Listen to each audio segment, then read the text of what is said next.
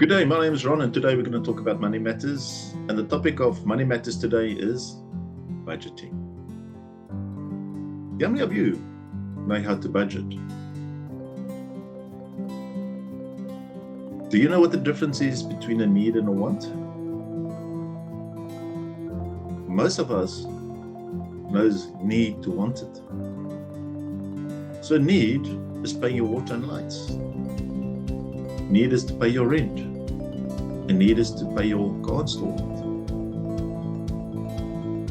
A want is something like a cell phone or 84-inch TV.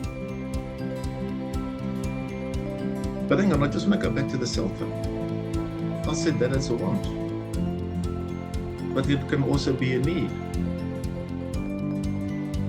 As long as you buy a phone that's affordable to you, that you can use for your business opportunities, where you can put notes in, where you can put a budget plan in, to put your grocery list in,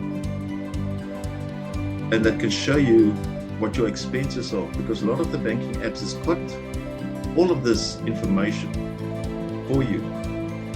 That is a need, because that will help you by saving time, looking what your expenses are. Because I mean, I've seen the bank I'm using, it tells me how much I spent on coffee, how much I spent on restaurants, and all of a sudden at the end of the month, it's quite shocking. So what I would suggest is, when you start with your budget, write down all your needs, like I said: lights, water, rent, rates and taxes, school fees, car installment, insurance. On the other side, what is your debt? And when you start working this out, and I've seen it so many times, a lot of consumers are not even over indebted because they spend their money on unnecessary things. Because when they go to the shop to purchase or to buy food, there's always, maybe instead of one bottle of wine, they might have 2 bottles of wine because it wasn't special. Or they'll buy sweets, or they'll buy that pie because they were hungry. It was never part of that list.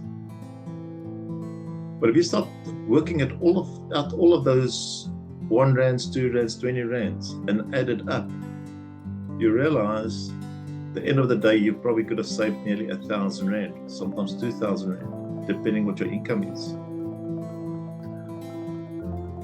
Most of us will rather look at the loan companies, rather go get a loan and put ourselves more over indebted. But that's for another day. But how do I explain a budget to you?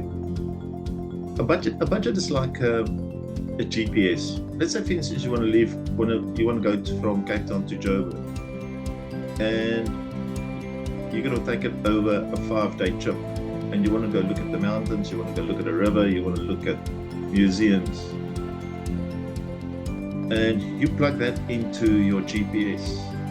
The GPS will tell you how long it will take, what's the distance, and what it's hotels in those areas. Where's it petrol stations? And in the budget, works exactly the same.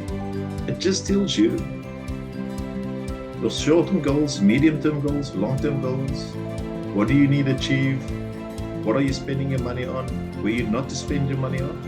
So if you follow those rules, it's easy to get yourself financially secure by following a budget. And through this, and creating that opportunity where you can buy a car or get your bond, because this will help you to structure your money matters the right way.